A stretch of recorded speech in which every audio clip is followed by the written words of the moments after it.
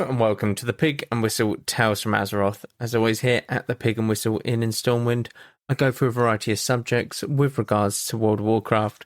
I grab a bottle or a pint, sit back and enjoy.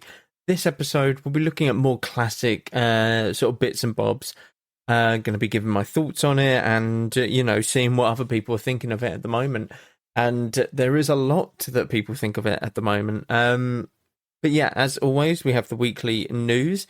We have Kordak is your weekly world boss for the week. He is located within... Oh my god, I was going to say the Waking Shore for a moment. He is located within not Eldrastus. Why am I thinking of Dragonflight zones?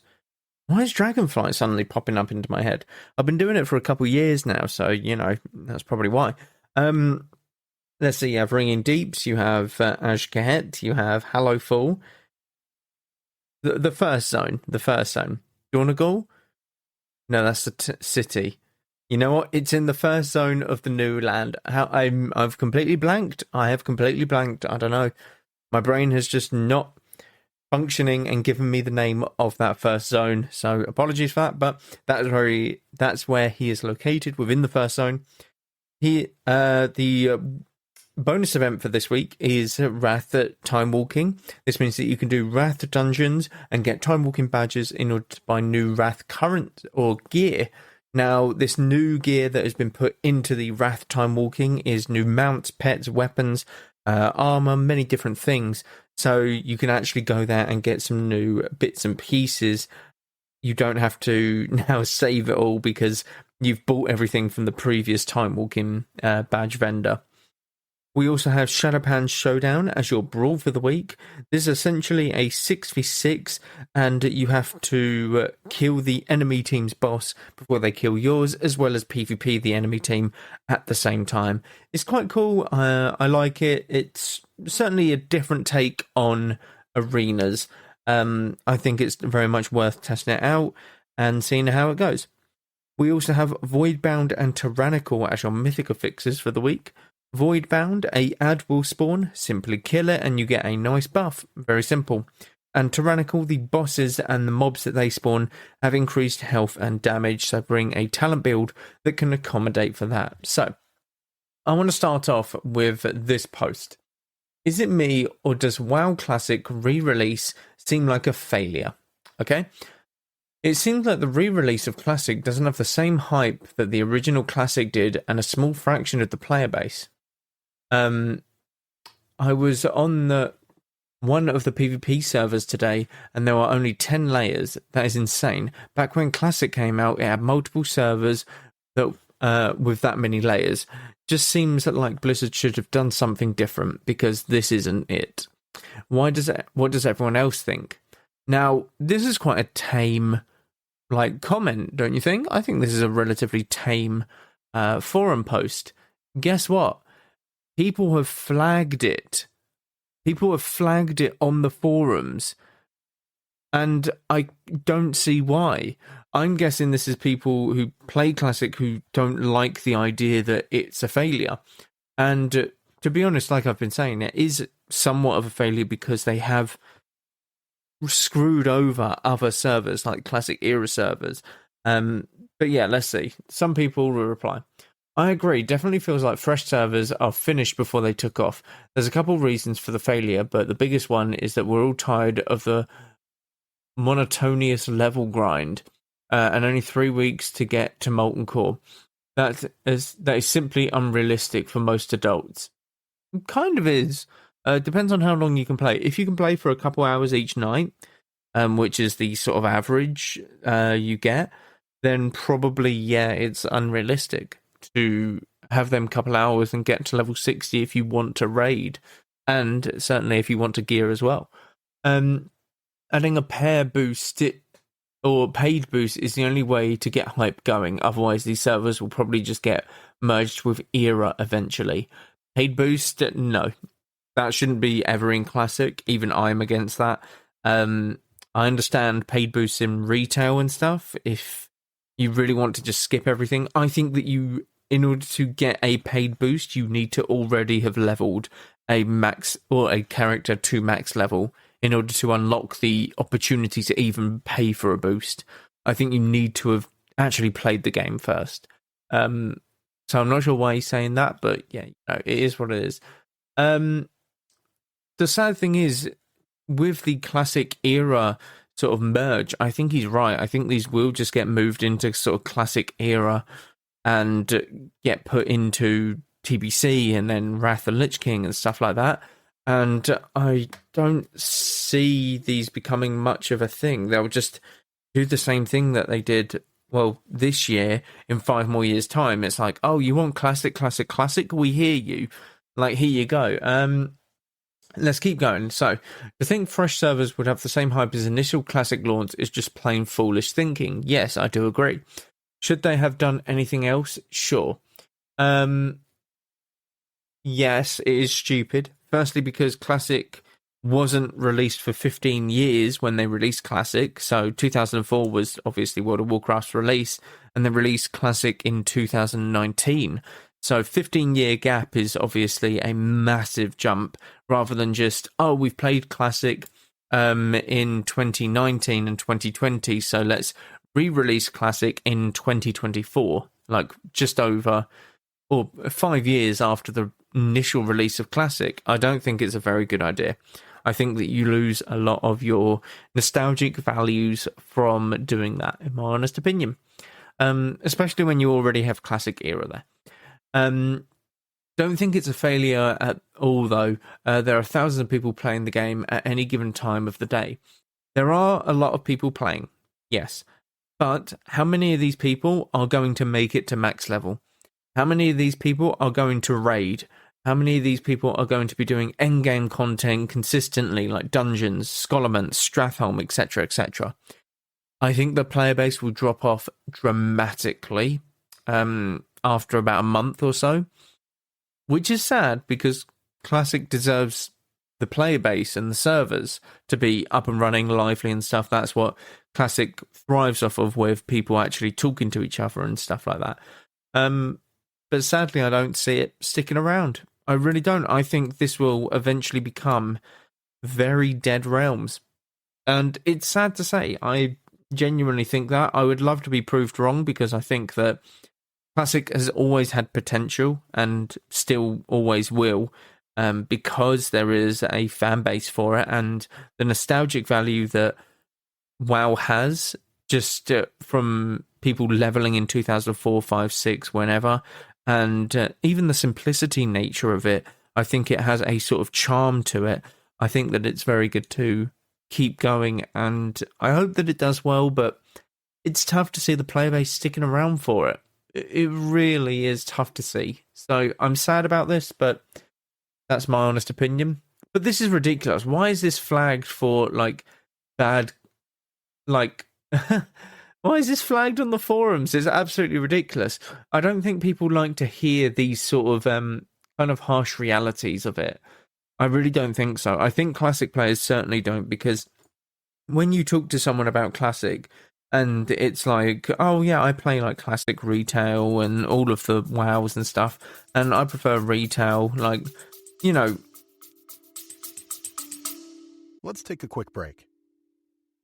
Ever wondered what a rhythm-based stealth game with dinosaurs might look like? Or a farming sim in space with zombies?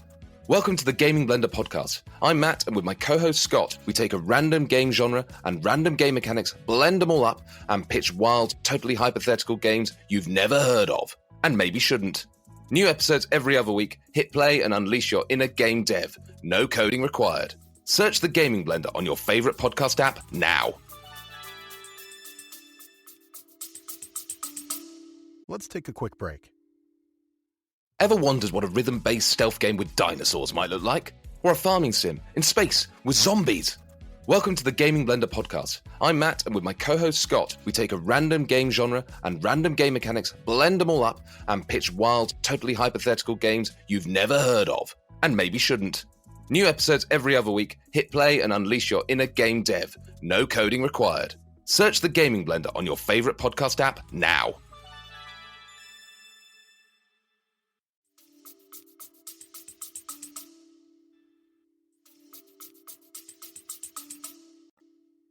They seem to get very defensive, And it's always the case. Now, this isn't everyone, but when have you ever seen someone go, oh my god, like, this is ridiculous, go play this version of WoW? Like, go back to Classic or whatever. I don't see anyone doing that in retail. Whereas in Classic, you always see, oh my god, go play retail. Like, yeah, I will. I do enjoy retail. Retail's in a very good spot at the moment. You know, I don't think they like the idea that Classic is a lesser version of retail, of the original product.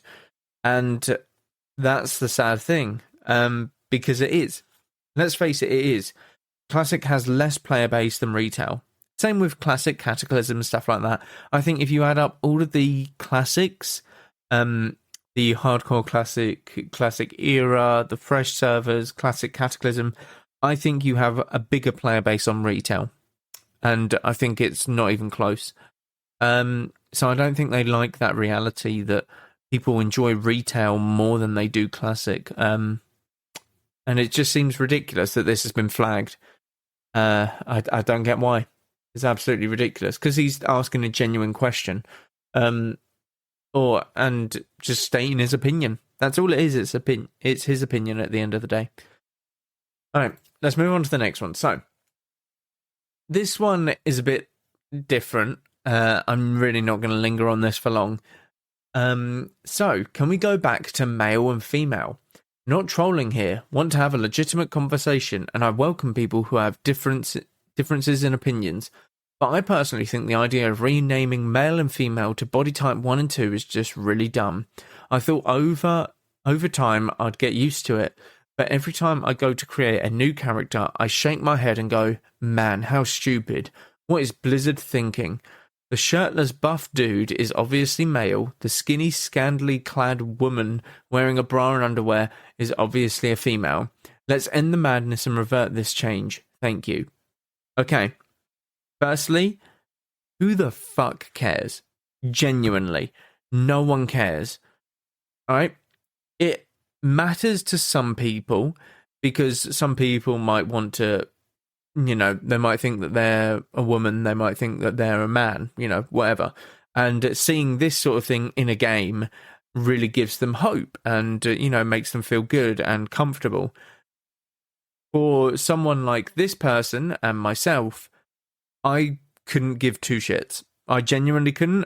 This guy shouldn't as well, okay? It's not affecting his health. It's not affecting his mental well-being. It's not affecting his gameplay, okay? Make the damn character. You hover over body type 1 and body type 2 for about 2 seconds, all right? You hover over it, you click the body type, and then you simply make your character. You literally don't think about it otherwise. Okay? That's all it is. It doesn't matter. But to some people it really does. And it means a lot to them. So why wouldn't you keep it? So the example that I'm going to make here is colorblind mode. Okay? Now, it's different, obviously. But colorblind mode in Classic never existed. Back in 2004. When the re-release of Classic was happening, back in 2019... people wanted #no changes, okay? This is what some people wanted.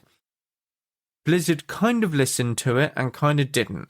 What Blizzard did, though, was add options into the game, into the options menu, that allowed people who were colorblind to change the colors of the game and be able to view World of Warcraft in the best experience that they can.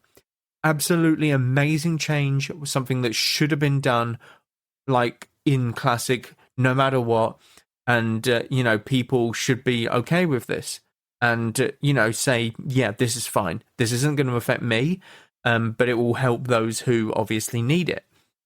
But people weren't. People were really upset that they were changing something in the options menu for colorblind people. Like, how ridiculously stupid do you need to be to complain about something like that? Genuinely, how ridiculous do you need to be to say, oh my god, we shouldn't have colorblind mode in the options because it wasn't in original WoW? Like, are you stupid? Are you thick in the skull or something? This is so that people who are colorblind have a better experience playing the game. Not only you deserve to enjoy the game, other people do, and other people have certain limitations, whether they're colorblind or have any sort of disability, and it's ridiculous. People need to just understand that it doesn't affect them, and it doesn't affect their mental well-being, it doesn't affect their health, their gameplay, but sometimes people need these things in the game to either, one, feel comfortable playing the game, or two, enjoy the game. And it's ridiculous. This guy needs to just accept that this is how it is. It's not going to change now. It's not affecting him in any way, shape, or form. And he needs to just get over it. Just play the game. It's that simple. It might not affect you, but some people might think this is an amazing change and really find it comforting that Blizzard might be listening to that sort of thing. Instead of male and female, you have body type 1 and 2. Again, I couldn't care about it.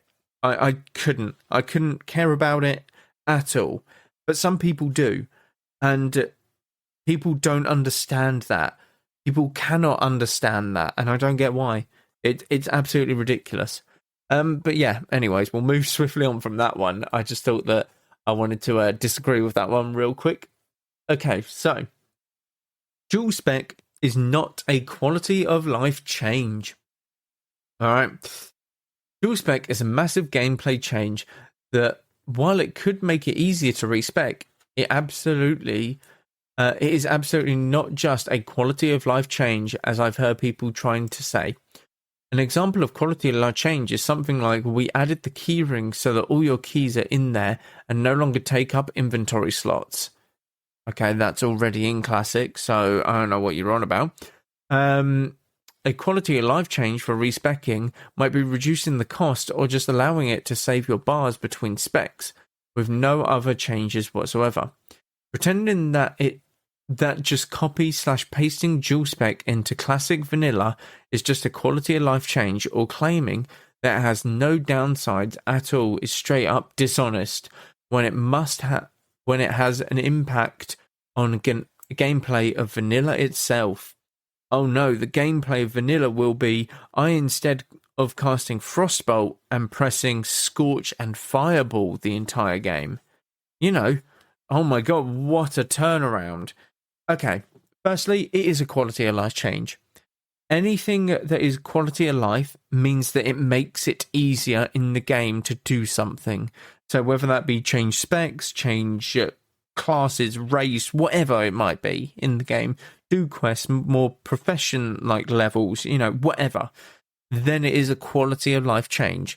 I cannot tell you how many times I went in Classic to respec from my PvP spec into my raiding spec into my farming spec is insane. Okay, I play mage. Throughout the entirety of Classic, I spent probably around 506, about 1,000 gold. Okay, and that's being generous, or like very that's not the word. Reserved with my guess. Okay, I probably spent about 1k gold in respecs in Classic. Okay, and that was for raiding, that was for PvP, that was for farming mobs and like getting gold and stuff. I spent that much gold respecking. Okay, this is a massive quality of life change, because if I had this, I wouldn't have spent nearly as much. I would have spent probably 500 gold, if that. And that might be respecking my Frost because I wanted to AoE. I wanted to do a Mara 1 pull or Zul'Farrak like AoE farming or some shit like that. That is a quality of life change because it makes it so much easier, and I don't have to worry about getting gold. Okay? I do not have to worry about that at all.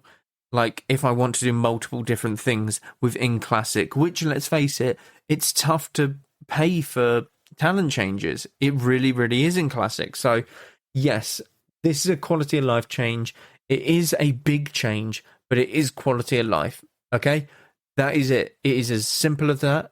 It makes everyone else's life in Classic easier. Very simple. And this is what I want to end it on. This is really weird. So just admit it, Blizzard. Okay? What are they admitting? What do you guys think? I'll give you a couple seconds, but what could they be admitting? Let's find out. We are taking ideas from Turtle WoW or the add-on developers for the Looking for Group tool, weren't you? They may judge you, but I won't. I won't judge you, Blizzard. It was a good idea. Okay, so... okay. Yeah, my brain. So, Looking for Group...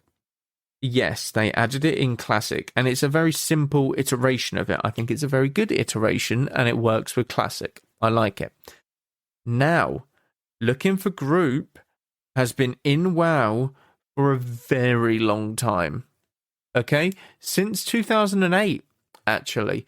So, this is the Looking for Group that we got in Wrath of the Lich King, where you sign up for your dungeon, it puts you in the dungeon group, teleports you to the dungeon, that sort of thing. This is a dulled down Looking for Group tool. Okay? This is the Looking for Group tool that is in BFA or Legion when you're searching for mythics, but just a very simple version of it. And yes, people have made add-ons and stuff previously for when Classic came out. When Classic came out, people did do a Looking for Group add-on where it's sort of anyone who put looking for more, it would keep a record of it so you could see like what groups were going and stuff like that. But they aren't copying anyone. The people who have copied from WoW are the people that you've mentioned there. Turtle WoW are literally a byproduct and a different game to World of Warcraft. They are people who have copied the main base of the game and are adding their own different things to it and elements, but WoW had Looking for Group before Turtle WoW was even a thing. Okay, so it's absolutely crazy that people think that they're copying something from someone. Now, don't get me wrong, they have done in the past. Hardcore WoW, for example, it was copied from the community. The community were the ones to introduce Hardcore WoW into World of Warcraft with the add-on. And this obviously got turned into an actual game mode within World of Warcraft. So I think, yes, they have copied some things, but the Looking for Group tool, really? Are you being that stupid? No, they didn't copy it. Let's face it.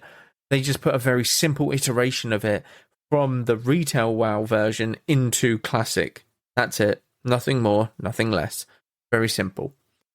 Okay, I've got to end it there. Thank you all very much for listening. Do check out all of the social medias down below, as well as Etsy. Constant stuff happening over there. Constant stuff being put up on the shop. But thank you all very much once again. And go with Valor, friend. Goodbye all.